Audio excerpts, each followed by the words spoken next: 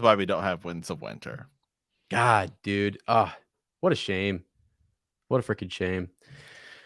Have you ever seen the clip of him with Stephen King, and he asks Stephen King how he writes so fast? Yes, I have. And Stephen King's like, I write 3 pages a day. And George is like, well, I get around. I do some bouncing. I play on the drums. And then, Yeah. In all seriousness, I really think the show killed it for him. Yeah. I do. I actually think had the show not have gone on and they have just picked up on this later once he had finished it or been even closer to the ending, I think it'd have been fine because he felt like he had years to write. But man, here's the problem. Once we got those Winds of Winter preview chapters, they were so late and there was so much that hadn't been done. And you and I sat there and we said, when he finally got in the cabin over the pandemic, we were like, it's the first time he's touched Winds of Winter in years. I think so. I think full calendar years went by and he didn't write a word on it. I'm not going to lie. I think that's just because I think he got depressed and was discouraged by the pace of the show. And I really think he lost it. I think he honestly lost his mojo with it, which is okay. But that, and also I think my guess is a few things happened because he was writing for the show because he wrote episodes for the first 4 seasons. Yeah. And then it was like clearly, because Fire and Blood came out and it was like, okay, that's cool. So clearly at some point somebody hit him up and said, hey, we want to do this Fire and Blood Targaryen anthology thing. And so it also could just be that the success of Game of Thrones was so massive. Yeah. You know what I mean? Like, what do you do? It's like the work that you will be known for forever, which I, honest to God, believe on some level, George never thought that would be the thing that makes him as big as he was, because every interview you watch with him, he's a sci-fi guy. He's not really a fantasy guy.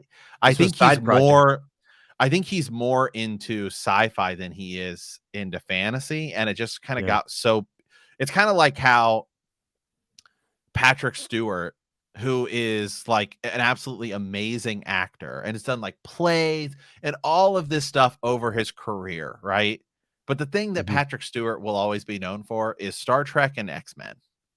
And it's like, he's like one of the best actors of the last century. Like I've seen him I've seen some like plays he's in and some other productions, and and it's like the thing that the characters he will be known for are Jean-Luc Picard and Professor Xavier. It's like pretty awesome characters. I know. They are awesome characters. You know what I mean? I know. Yeah, I know. Right. Yeah, it's just kind of it's like I think that might be the same thing. It's unexpected. That is the thing. Yeah, like Ian McKellen, Gandalf, and so like just all the things that like these were great actors that in their youth they did tons of really really cool stuff. But like it's also proximity to these other shows and projects have come out more recently. But yeah, George, I think at one point he mentioned like this was a story he had put away. Like he came back to it. He jotted some things down, came back to it years later, and then I don't know. I think it caught fire, and like you said, Storm of Swords is really where it was at. He hit that and it was just awesome. We were off to the races and it was fantastic. So, Betha mentioned that like for over like what 2016, he said he was nearly finished. I think, Matt, that, and I hate to say this, but I think you can say he was choosing his words wisely there and nearly finished in his head or nearly finished on the computer. I don't know, man. I don't think it was. I know he said that. He said he would come out from time to time, and Beth is right, and would say those things. And I was like, and then to see us where we're at and how much he wrote in that cabin, how close is he? Like, because we gave up on a couple years ago. We were like, 2019, absolutely, it's coming out this year, guys. 2020, no. 2021, no. Is 2022 the year? I mean, we're at 10 plus years. So, yeah, I mean, it's been 10 years since Dance with Dragons. Yeah. So, and again, it's the show. I think shut the whole thing down, killed it. But like the problem, in a good way though. I mean, because the Game of Thrones oh is yeah, like the it's most great, successful show ever. The other day great. we looked at I looked at the Emmy nominations or whatever that. It's like Game of Thrones has like in 8 seasons, I think it's like 230 some Emmy win or Academy Award wins. Like the second most ever is like 167, and it's The Simpsons, which has been on for 30 years. So I Yeah. mean, it has almost like twice as many as The Simpsons, Mm-hmm. which has been on for 30 years. And Mm-hmm. had a like I mean, The Simpsons had like a mega run from like I think it's like season 2 to season 8. I mean, it was like crushing it in awards. And Game of Thrones like destroyed everything. So I mean, there's never been a show at the scale of Game of Thrones. Yeah. Probably might not ever be again. Right. No, that's gonna be hard to capture that because it was also so good. And one of the things that really drove it was no We one didn't knew know. the ending. No That one knew. was what it was, 100%. And then we got it, and now we still don't have the book. And it would have been really cool. Like people were talking about how the market was there for him to have finished this. Like, could he have landed Winds of Winter and then kept up and actually dropped his ending a year later, or like hyped it and said, okay, season 8 is over, or 9 or 10, whatever he thought it was going to come to, and then say, bam, now the sales are going to be high. I'm going to put out my ending and talk about the differences and all that stuff. Would have been awesome. But that ship has long sailed. So Yeah, I mean, I think that House of the Dragon is the best thing to happen for him because he doesn't really have to be as involved yeah. with it. And it's not like, oh, they're racing me. They're racing an outline that I did. Yeah. So I feel like the pressure's off now Yeah. Me too. to Me too. finish, Yeah. which is the best, which I think that we'll see an update from George like after one season of House of the Dragon, and he'll he'll give us an update and he'll be like, wow, I can't believe that he actually made such a big sort of he made progress on the book as much progress as he did, because it'll be the pressure's off. Yeah. I mean, Yeah. that's one of the Matt. reasons I'll give J.K. Rowling some credit. I mean, Yeah. she was writing those books when the Yep. movies were coming out and she had to stay ahead of them. I mean, that's hard. Pressure. That's Pressure. really hard. Right, and all the hype and everything that was going on, there was tons of publicity, people outside her house, everywhere she went, she just was that was crazy. Yeah. So, I that is cannot wild. remember. I will say I cannot to the life of me remember another time in my life in which people went to midnight book releases ever. Yeah. Yeah. Ever. I mean, I know. I mean, Yeah. it's like the demand for Now the demand for those was so high. yeah. And so it's not like I mean, I guess I'd have to go and look at other authors and published works and look at like has there ever been another scenario in which somebody's writing the books for a movie or something? Because normally the way it works is you write the books, it gets a movie, and that's sort of it. It's Mhm. never really a situation where they're not done Mhm. They're going at the same time. and it takes off. The only two scenarios I can think of is Harry Potter and Game of Thrones. Yeah, if you guys think of other Maybe ones The that's in common. Expanse. I think maybe The Expanse. I'm unfamiliar with it, but I think it's Oh, like maybe yeah. books are still coming out for it. Okay. Yeah, you're right. Now the other thing too is like George is writing, and I think he was doing it for fun. Lady Becky was mentioning this, like kind of a hobby thing that like he was taking his time because it was complex. He was saying, "I want to make the most complex, intricate. Watch Right. this." It's like his literally just been playing around, messing with it, and then literally starts a fire, and everyone's like, "We want it now. We want everything now." And he's like, "I was just screwing around. Like, what's going on here?" Yeah, Whereas, like, I feel like with Harry Potter, I mean, I don't know. It's a different word count. It's a different type of complexity, but still definitely. the pressure was there though. It really is. The pressure was still there, and it was finished. So, um, yeah, wasn't the Expanse written by one of George's editors? I think it was. Yeah, I'm unfamiliar, but I think there is some sort of connection yeah. there. So, I I mean, gosh, dude, would it be crazy? Would it be nuts if this was the year 20 2022? 2022. What if this is it, man? Somebody ran What if? some sort of computer algorithm that said that I think 2022 would be the reason. I don't know what they ran it on. I remember seeing it as like in the thing. Let me see if I can find it. Gosh, I man. He said no one else is gonna finish it. No one else can. So, I don't know. Brandon Sanderson's pretty good at finishing stuff. Well, I know, but I don't think he's gonna let any. I think that's the thing is he's not letting it be finished. I think he was. Correct me if I'm wrong. I thought he said no. Mm-mm. Like I don't even know if that's. I could just that could be one of those rumor things you see on Reddit or whatever. I don't even know, but that made me go, come on. Like I'm rooting for him. Let the man work. Put him back in the cabin. Feed him. Hydrate him. I'll stand there with a big old leaf and just And say it's time. cool him off. Yeah, Let's get it going. let's go. If I need to hype him, I'll be his hype man.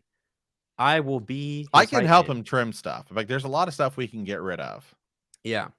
Yeah. But at the same time, as it's like you always say, what I mean, would you rather have the book come out and it not be as magical and as good as it Yeah. should be and have it, or Yeah. wait and Because I think now he knows this it is his be masterpiece.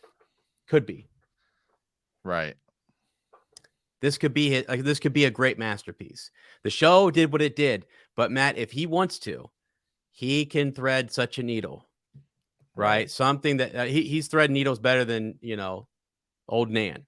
He will be. I mean, this will be the needle of all needles. Well, he's racing against the clock.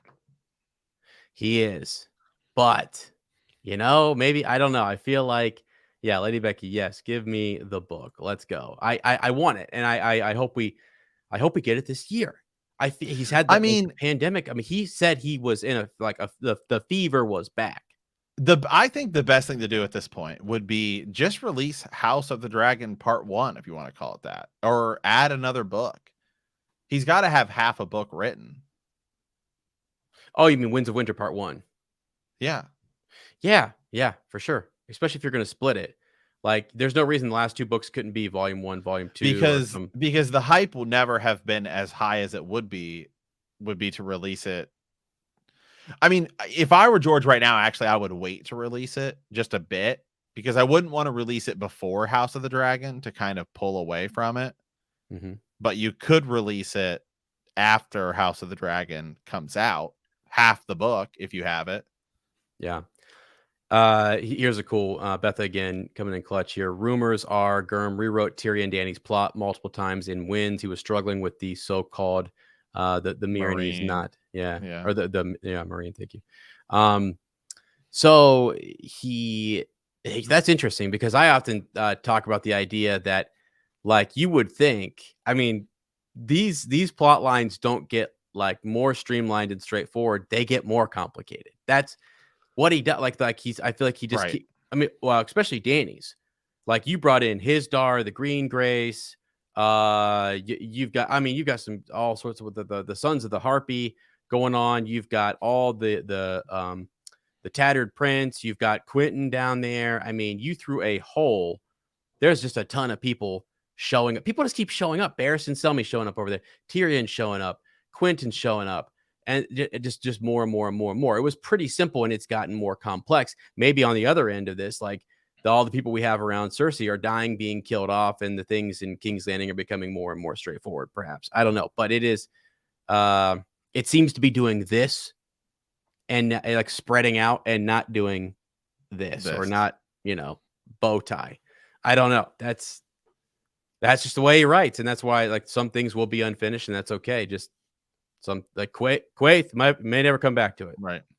It's just that, yeah, the only problem is that not the only problem. A problem is that now a lot of the other areas of his work are getting bigger and bigger and more excitement. He's going to have to finish those too, because he's going to have to outline Dunk and Egg if they're going to turn it into an adaptation. Yeah. Yeah. Which I think is what he's likely to do, which means I definitely don't think we're ever getting those. I don't think we're getting the Tales of Dunk and Egg. No. Just like finished from George. Here you go. I think it's going to be just, we have our stories and then TV adaptation the way through. Yeah. Which, I mean, I'm fine with. Like, you go look at the Fantastic Beasts movies. I mean, she's working on those. Are they as good as the original? No. But yeah, there's a story. It's still from the main author.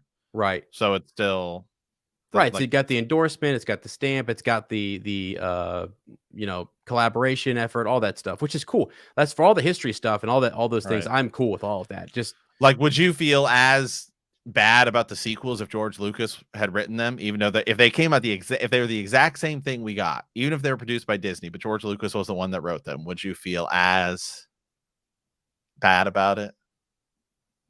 Here's my problem is that there is no way one man I know.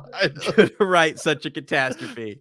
I know. Which is the thing. But yeah, I would be like, oh, he's lost a step. You know, I'd be like, that's bad. Because they're Right. bad. But that's the problem. Yeah. So that's why for his series, just for A Song of Ice and Fire, you want that to be a George started, George finished, and then it's finished. And all of these spoiler stuff that's going to come out in the Hedge Knight series, or that might be incorporated into the volume 2 of House of the Dragon or whatever, Fire and Blood.